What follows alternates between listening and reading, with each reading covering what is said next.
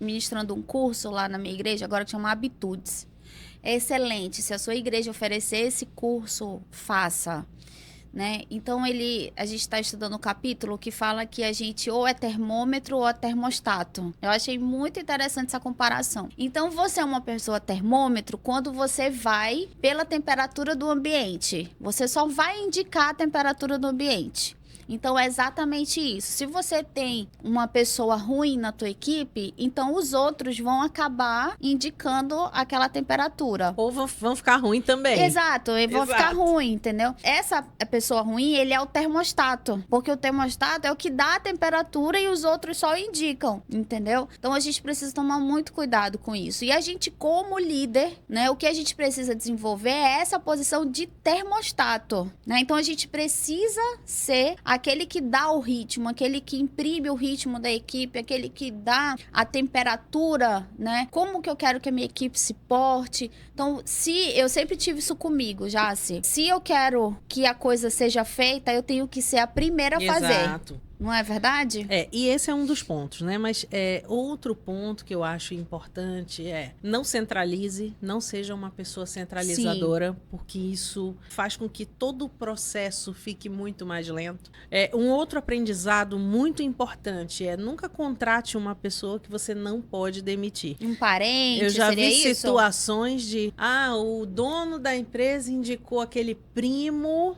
E aí você contrata o primo, só que o primo não te atendeu. Como é que demite o primo? Eu já vi situações de pessoas serem carregadas anos em empresas porque foram uma indicação e não deram certo. Esse é um outro ponto importante. Outro ponto que eu acho que é fundamental sempre dê um feedback transparente. Um feedback transparente, ele é transformador. Então, eu preciso me preparar. Aí, eu tenho as minhas anotações, eu tenho os pontos positivos e os pontos de melhoria, e eu consigo trabalhar de forma a transformar. Com isso, trabalhando adequadamente, eu consigo formar novos líderes, novos sucessores. Aí, vira um ciclo virtuoso de construção de pessoas de caráter, de pessoas com devido feedback, de pessoas se desenvolvendo, de pessoas aprendendo e de pessoas que você quer manter aí a longo prazo. Eu sempre tive também isso comigo.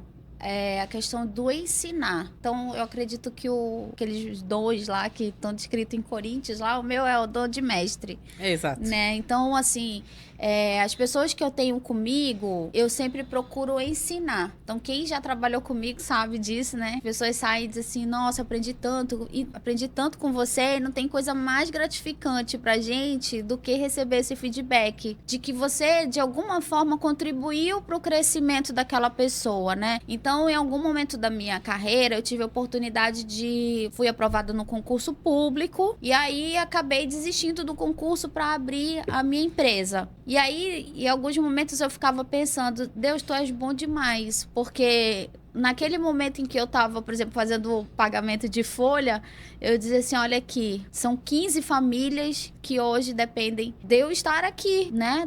Estão aqui sobre o meu gerenciamento. Então, mais do que isso, é uma missão. Então, quando a gente empreende, a gente precisa ter esse olhar, que aquela pessoa que está ali, como eu falei, é o nosso maior capital, é aquele colaborador, ele está sobre a nossa influência, sobre a nossa direção, mas eu olho ali como se fossem famílias. Então, por exemplo, hoje eu tenho 5 famílias que trabalham comigo. Então, isso alegra muito o nosso coração. Então, é a missão que a gente tem de, como você falou, não centralizar. Não vou centralizar o meu conhecimento, eu quero distribuir esse conhecimento. Que aquelas pessoas que estejam comigo também cresçam.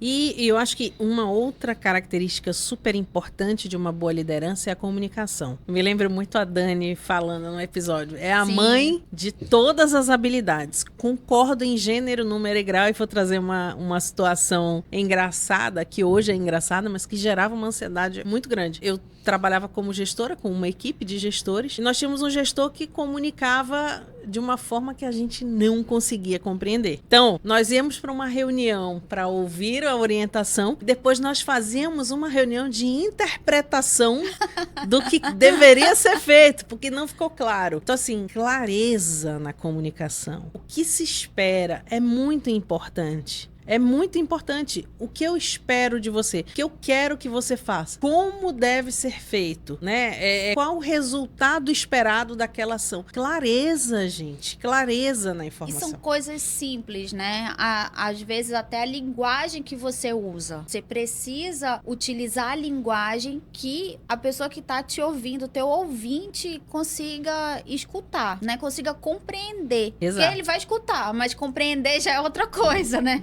Exatamente. Então, assim, acho que se preparar melhor, né? Também já participei de reuniões que, vamos fazer uma reunião? Vamos. Chegava lá, não tinha pauta, não tinha nenhum planejamento. Você precisa planejar a sua reunião. Você precisa ter as pautas que você vai tratar naquela reunião, quais são as prioridades que precisam ser feitas na semana seguinte, no mês seguinte, ou o que você tem de atraso que não deveria estar atrasado. Isso precisa ser pontuado de forma clara. Você precisa ter pautas, você precisa ter uma reunião minimamente planejada. Eu não posso chegar numa reunião, gente, eu vim reunir e não tenho nenhuma direção, nenhum planejamento. Isso passa uma impressão para quem chega na reunião de amadorismo gigante. E eu acho que isso pode ser melhorado ainda mais. Eu posso comunicar. Por exemplo, vou fazer uma reunião com você na sexta.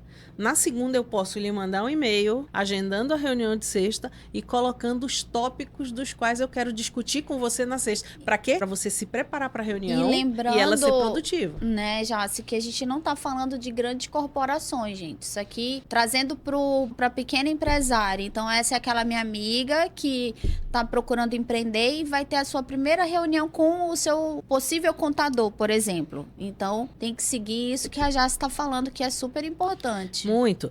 Outra coisa, vamos falar de equipe. Eu preciso montar equipes complementares. Eu preciso montar uma equipe que tenha aquele cara enérgico que a gente fala no DISC, o D alto, mas eu preciso ter o I, eu preciso ter o influente, S, eu preciso ter o C. O S porque se a minha equipe for só D, eles vão se matar. Degladiar. Vai ser um trator passando em cima do outro, entendeu? Então vamos lá, vamos falar do DISC, que é o D, alto D, eu que tenho é o dominante, o I, o influente, o S. Aí eu tenho conformidade, que é o C. Tá. Né? Que é aquela pessoa mais pacata, mais metódica. O S é aquele que é mais pro planejamento? O S é aquele mais tímido, né? Tá. Parece que é aquele mais tímido, né? Mais vendas, por exemplo. Quando eu fazia processos para vendas, eu normalmente contratava D e I. A pessoa ela tinha que ter características fortes de dominância e influência. Eu quero um vendedor. Então eu vou contratar um D alto e um I alto. Por quê? Porque esse cara vai ser enérgico, vai ter energia alta, ele vai receber bem, ele vai ser uma pessoa ativa, alegre. Você tem uma loja, contrate um I para atender seu cliente. Porém, esse é o colaborador que não é muito organizado. Não é. Contrate um I. Sabe quem é o I? É aquela pessoa que você vai chegar na porta da loja e ele vai, seja bem-vindo! Esse é o I. Agora você contrata um S para a porta da tua loja, a pessoa chega lá, bom dia. Entende? Não estou dizendo que o S não tem seu papel e o C também. Tem o papel deles. Talvez um contador, né? Um gestor financeiro. Para financeiro ou para administrativo, perfil né? Tem seu papel. Cada perfil tem seu papel. O que cabe a nós é saber colocar a pessoa certa no papel certo. Exatamente. Eu ia falar sobre isso, que aí, no caso, para administrador financeiro, aí a gente já coloca pessoas que sejam já pensaria. S, que sejam C, né? Então, isso a gente está falando, diz que é um teste que a gente faz, né? De habilidades, de personalidades também. Isso. Mas se você não tem como fazer esse teste, você que está começando agora, observe as habilidades dessa pessoa, observe atentamente o currículo, aonde que ela trabalhou, qual foi a experiência dela naquele setor, como foi o desempenho dela, se procurar referências. Poderosa, quero te agradecer muito você ter ficado com a gente até o fim desse episódio. Eu espero que você tenha aprendido muito com a gente hoje, né, Jaci? E que você possa levar esses conselhos preciosos para sua vida. Até a próxima. Beijo! Tchau, gente!